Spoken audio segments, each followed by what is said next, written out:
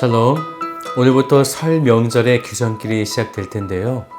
사랑하는 가족들과 하나님의 귀한 사랑을 많이 나누셨으면 좋겠습니다. 오늘 말씀은 레위기 8장 되겠습니다. 여호와께서 모세에게 말씀하여 이르시되 너는 아론과 그의 아들들과 함께 그 의복과 관유와 속죄제의 수송아지와 순양 2마리와 무교병 한 광주리를 가지고 온 회중을 회막문에 모으라. 모세가 여호와께서 자기에게 명령하신 대로 하매 회중이 회막문에 모인지라. 모세가 회중에게 이르되 여호와께서 행하라고 명령하신 것이 이러하니라. 모세가 아론과 그의 아들들을 데려다가 물로 그들을 씻기고 아론에게 속옷을 입히며 띠를 띄우고 겉옷을 입히며 에봇을 걸쳐 입히고 에봇에 장식들을 띄워서 에봇을 몸에 메고 흉패를 붙이고 흉패에 우림과 둠밈을 넣고 그의 머리에 관을 씌우고 그 관 위 전면에 금패를 붙이니 곧 거룩한 관이라. 여호와께서 모세에게 명령하신 것과 같았더라. 모세가 관유를 가져다가 성막과 그 안에 있는 모든 것에 발라 거룩하게 하고 또 제단에 7번 뿌리고 또 그 제단과 그 모든 기구와 물두멍과 그 받침에 발라 거룩하게 하고 또 관유를 아론의 머리에 붓고 그에게 발라 거룩하게 하고 모세가 또 아론의 아들들을 데려다가 그들에게 속옷을 입히고 띠를 띄우며 관을 씌웠으니 여호와께서 모세에게 명령하신 것과 같았더라. 모세가 또 속죄제의 수송아지를 끌어오니 아론과 그의 아들들이 그 속죄제의 수송아지 머리에 안수하매 모세가 잡고 그 피를 가져다가 손가락으로 그 피를 제단의 4귀퉁이 뿔에 발라 제단을 깨끗하게 하고 그 피는 제단 밑에 쏟아 제단을 속하여 거룩하게 하고 또 내장에 덮인 모든 기름과 간 거풀과 2 콩팥과 그 기름을 가져다가 모세가 제단 위에 불사르고 그 수송아지 곧 그 가죽과 고기와 똥은 진영 밖에서 불살랐으니 여호와께서 모세에게 명령하심과 같았더라. 또 번제의 순양을 드릴새 아론과 그의 아들들이 그 순양의 머리에 안수하매 모세가 잡아 그 피를 제단 사방에 뿌리고 그 순양의 각을 뜨고 모세가 그 머리와 각든 것과 기름을 불사르고 물로 내장과 정강이들을 씻고 모세가 그 순양의 전부를 제단 위에서 불사르니 이는 향기로운 냄새를 위하여 드리는 번제로 여호와께 드리는 화제라. 여호와께서 모세에게 명령하심과 같았더라.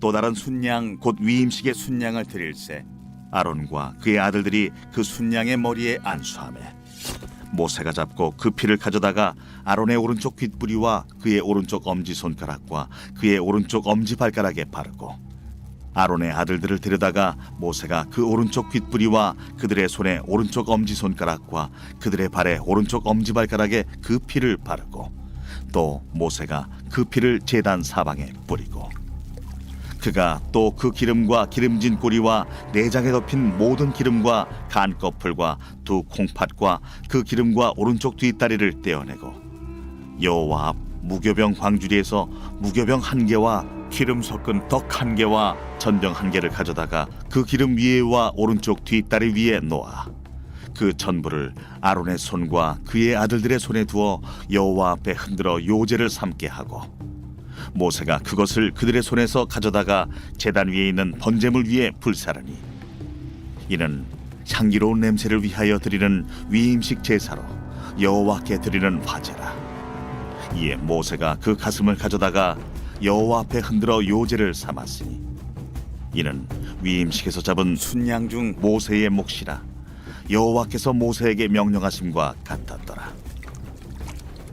모세가 관유와 제단 위의 피를 가져다가 아론과 그의 옷과 그의 아들들과 그의 아들들의 옷에 뿌려서 아론과 그의 옷과 그의 아들들과 그의 아들들의 옷을 거룩하게 하고 모세가 아론과 그의 아들들에게 이르되 내게 이미 명령하시기를 아론과 그의 아들들은 먹으라 하셨은즉 너희는 회막문에서 그 고기를 삶아 위임식 광주리 안의 떡과 아울러 그곳에서 먹고 고기와 떡의 나머지는 불사를 지며 위임식은 2일 동안 행하나니 위임식이 끝나는 날까지 2일 동안은 회막문에 나가지 말라.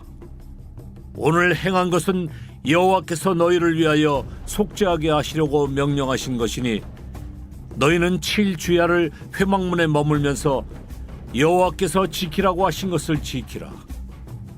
그리하면 사망을 면하리라.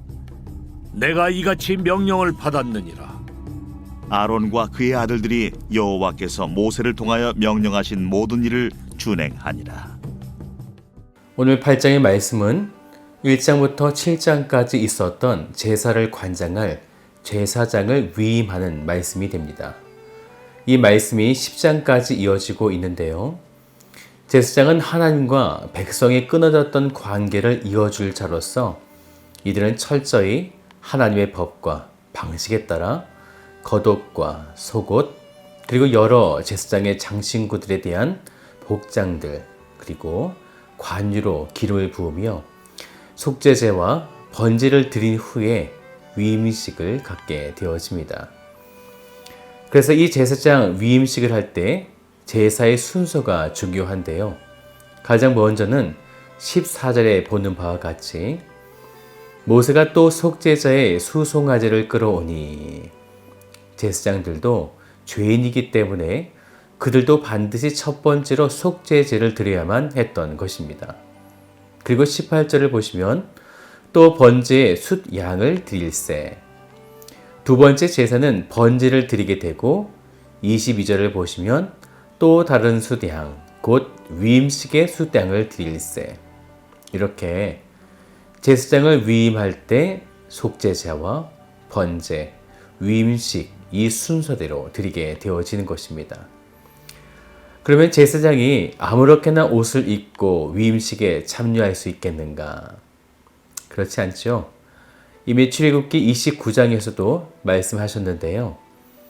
제사장의 위임식 전에 첫 번째로 해야 할 일은 6절의 말씀처럼 물로 그들을 깨끗하게 씻기는 것이었어요. 그리고 그 다음 7절에 제사장의 거룩한 옷인 에봇을 입게 되는데 이 에봇을 입을 때 순서가 있었죠. 아론에게 속옷을 입히며 띠를 띄우고 겉옷을 입히며 에봇을 걸쳐 입고 이렇게 말씀하셨습니다. 먼저 속옷을 입히게 되어지는데 속옷은 누구나 입는 것인데 굳이 속옷을 언급하고 있다는 거죠. 여기서 언급하고 있는 속옷은요, 반포 속옷이라고 해서 배로 짠 속옷입니다. 그런데 이 속옷은 제사장이 지성소로 나아갈 때, 즉 속죄를 위해서 하나님 앞에 나아갈 때 입는 속옷과는 다른 것입니다. 레위기 16장 4절을 보면요, 거룩한 세마포 속옷을 입으며 세마포 속바지를 몸에 입고 세마포 띠를 띠며 세마포 관을 쓸지니 이것들은 거룩한 옷이라 물로 그의 몸을 씻고 입을 것이며. 네, 그런데 일반적으로 제사장이 생활할 때 입는 옷은 오늘 본문에 나오는 배로 짠 반포 속옷을 입게 되어지는데 백성들의 죄를 사하는 중재 역할을 감당할 때 그 속죄에 상징하는 성결을 의미하는 세마포 옷과는 다른 것입니다. 하지만 하나님 앞에 서는 이 제사장은 이 거룩한 겉옷뿐만이 아니라 이렇게 사람들이 볼 수 없는 속옷부터 깨끗해야 한다라는, 즉 드러난 삶뿐만이 아니라 그들의 일상의 삶도 거룩하게 살아야 하는 것을 이 속옷을 통해서 말해주고 있는 것입니다. 그래서 이 반포 속옷을 제사장이 입는 것은 이렇게 그의 삶이 겉과 속이 깨끗해야 함을 말해주고 있는 것이죠. 그리고 난 이후에 8절부터 보면 흉패를 붙이고 흉패에 우림과 둠빔을 넣고 그의 머리에 관을 씌우고 그 관 위 전면에 금패를 붙이니 이렇게 제사장의 복장이 다 완성되었습니다. 그러면 끝이 나는 걸까요? 아직은 빈 껍데기일 뿐입니다. 아무런 능력이 그에게 나타나지 않습니다.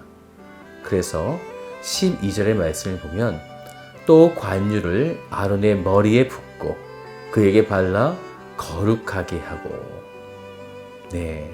관유를 붓는 것이죠. 이 관유가 어떤 방식으로 부어지냐면요, 시편 133편 2절의 말씀을 보니까요, 머리에 있는 보배로운 기름이 수염, 곧 아론의 수염에 흘러서 그의 옷깃까지 내림 같고, 머리에서부터 온 전신이 이 관유로 덮이게 되는 것을 말해주고 있는 거죠. 그러면 이 관유가 무엇일까요? 바로 성령을 상징하는 것입니다. 제사장의 능력은 바로 이때 나타나는 것이죠. 거룩한 옷, 에봇, 흉패, 우림과 둠빔, 이 모든 것이 다 중요합니다. 그런데 이것은 외적인 조건이에요. 제사장 자체를 거룩하고 능력 있게 만드는 것은 바로 관유, 즉 성령이라는 것입니다. 다시 말씀드리면 그 성령의 관유가 머리에 부어져야만 하나님의 진정한 능력이 나타나게 되어지는 것이고, 끊어졌던 인간과 하나님을 연결하게 되는 그 진정한 능력이 바로 이 관유에서부터 나타난다라는 것입니다. 그리고 난 이후에 14절에 아론과 그의 아들들이 인간이기 때문에 죄의 사함을 받기 위해 속죄제를 드리게 되고, 그 속죄제를 위해서 수송아지를 이제 속죄제의 규칙에 따라서 정확하게 하나님께 올려드리게 됩니다. 이때 하나님은 17절에 이렇게 말씀하시죠. 그 수송아지 곧 그 가죽과 고기와 똥은 진영 밖에서 불살랐으니 여호와께서 모세에게 명령하심과 같았더라. 하나님 뜻에 맞게 진행되었다는 거죠. 이런 말씀이 또 있습니다. 9절을 보세요. 여호와께서 모세에게 명령하신 것과 같았더라. 또 속죄제를 드리고 난 이후에 드렸던 번제에도 수양을 잡고 번제의 제사법에 따라 제사를 지내게 되는데 18절을 보세요. 또 번제에 숫양을 드릴세 아론과 그의 아들들이 그 숫양의 머리에 안수하매. 제사장들도 그의 죄를 숫양에게 전가시키고 있는 것이죠. 그래서 그들도 일반 사람들과 같이 양을 잡고 각을 뜨고 피를 제단 사방에 뿌리고 각을 뜨고 그리고 기름을 불살르는 이런 화제를 드리게 되어지는 것입니다. 이때에도요, 21절에 이렇게 말씀하죠. 여호와께서 모세에게 명령하심과 같았더라. 그리고 그 이후에 드려지는 위임식에서도 그에 맞는 제사의 규례를 드리게 되어지는데, 이때도 마찬가지로 29절 마지막을 보세요. 여호와께서 모세에게 명령하심과 같았더라. 이렇게 함으로써 마지막 36절에 아론과 그의 아들들이 여호와께서 모세를 통하여 명령하신 모든 일을 준행하니라. 하나님께서 모세에게 이미 명령하셨던 모든 절차들을 정확하게 지켰음을 보여주고 있는 것입니다. 여기서 중요한 것이 바로 관유가 되어진 거죠. 성령의 기름 부으심이 있고 난 이후에 드려지는 이 모든 제사에 바로 하나님의 영광을 나타내게 될 때에는 바로 이 관유, 이 성령이 필요함을 말씀하고 있는 것입니다. 오늘 여러분에게도 그저 그리스도인이라고 하는 멋진 복장만 입고 있는 것이 아니라 그리스도인의 능력이 나타날 관유, 즉 성령의 기름 부으심이 여러분의 삶 가운데 가득하게 부어지시기를 주님의 이름으로 축복드립니다. 다 같이 기도하겠습니다. 참 좋으신 아버지 하나님 감사드립니다. 하나님께서 죄 많은 인간과 또한 하나님과 연결시켜줄 그 제사장을 이제 하나님의 뜻과 하나님의 법대로 세우심을 오늘 말씀을 통하여 배웠습니다. 그 제사장의 능력이 나타나는 그 관유, 성령이 부어지는 것, 오늘 우리도 왕같은 제사장이 되어졌기 때문에 우리에게도 역시 이 성령이 가득하게 부어져야 할 줄로 믿습니다. 오늘 주의 거룩하신 성령을 부어주시고 그래서 그 성령에 힘입어 오늘 맡겨진 모든 삶들을 감사함과 기뻐함으로 살아갈 수 있도록 주님께서 붙잡아 주옵소서. 또한 이 시간에 여러 가지 곤란과 여러 가지 아픔과 어려움에 처한 성도들이 있다면 주님께서 그 성도들을 만져주시고 주님의 가장 선한 뜻으로 그들의 모든 막혔던 어려움들을 아름답게 인도하여 주시옵소서. 그렇게 이끌어 가실 주님을 찬양하며 참 좋으신 예수 그리스도의 이름으로 기도드립니다.